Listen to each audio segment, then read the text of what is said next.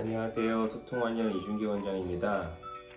요즘 메니에르병이 증가하고 있다는 기사를 봤는데요. 최근 몇 년 새에 제 환자분들 중에도 메니에르병 진단을 받고 오시는 분들이 꽤 많아진 것 같습니다. 그래서 오늘은 메니에르병 치료에 대해 말씀드려 보겠습니다.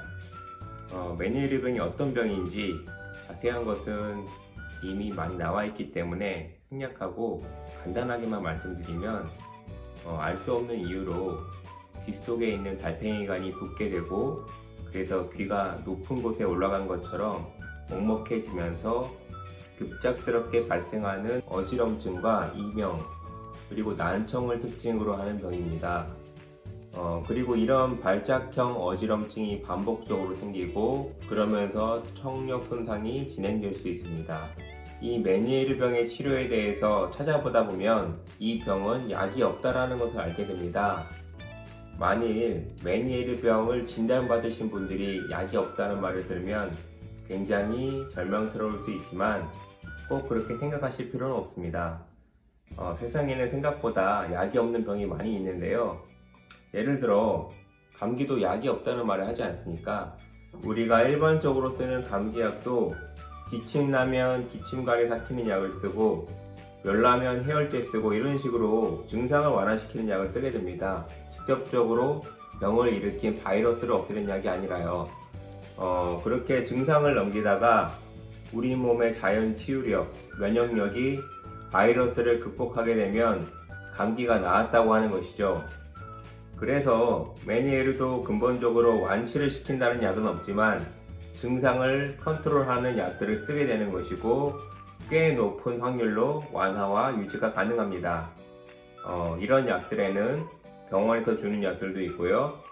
또 한방치료인 한약이나 추나 침치료 등의 도움을 받을 수도 있습니다. 메니에르병은 결국 목표가 자연 치유력과 회복력을 올려서 증상을 완화시키고 유지시키는 것이기 때문에 그런 면에서 한약이 유효할 수 있습니다. 원래 한약은 주로 부정거사, 즉 몸의 전기를 북돋는 것을 위주로 하면서 병을 몰아내는 것을 보조적으로 하는 개념이기 때문에 그렇습니다.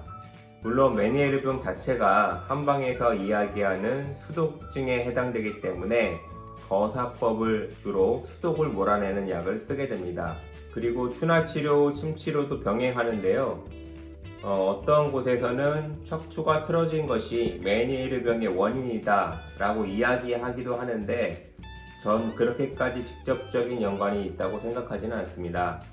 다만 아까 말씀드린 대로 부정거사, 즉 내 몸을 정상화시키는 것이 우선이라는 관점에서 인체의 틀어짐을 잡아주면 내부순환과 기능에 도움이 된다는 정도로 생각하고 있습니다. 또 항상 그런 것은 아니지만 귀 주변에 있는 근육 등의 긴장이 메니에르병의 발작을 자주 촉발하는 것으로 보일 때가 있습니다. 보통 메니에르병이 정신적 스트레스나 귀에 어떤 자극이 있을 때 더 잘 발생하는 경향이 있는데, 그것과 비슷하게 겉에 있는 조직의 긴장이 귀 안에 어떤 스트레스 자극을 주는 것으로 추정됩니다. 그럴 때는 이 주변을 이완시켜주고 자극해주면 아주 자주 있던 발작의 빈도가 줄어들 때가 있습니다. 가끔 경험적으로 그렇다고 생각되는 사례들이 있는데요. 예를 들어 예전에 메니에르병으로 진료받기로 예약을 하시고 오시려고 하면 메니에르 발작 때문에 못 오시고 또 못 오시고, 이런 식으로 예약을 3번인가 변경하셨던 분이 있었습니다.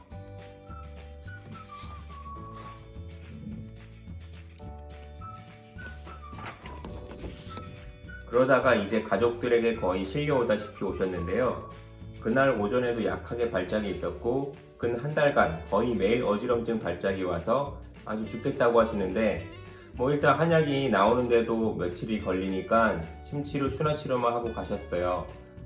근데 그 이후 이런 어택이 확 줄어서 한약 드시면서 잘 조리하시고 편하게 치료를 마무리했던 케이스가 있습니다.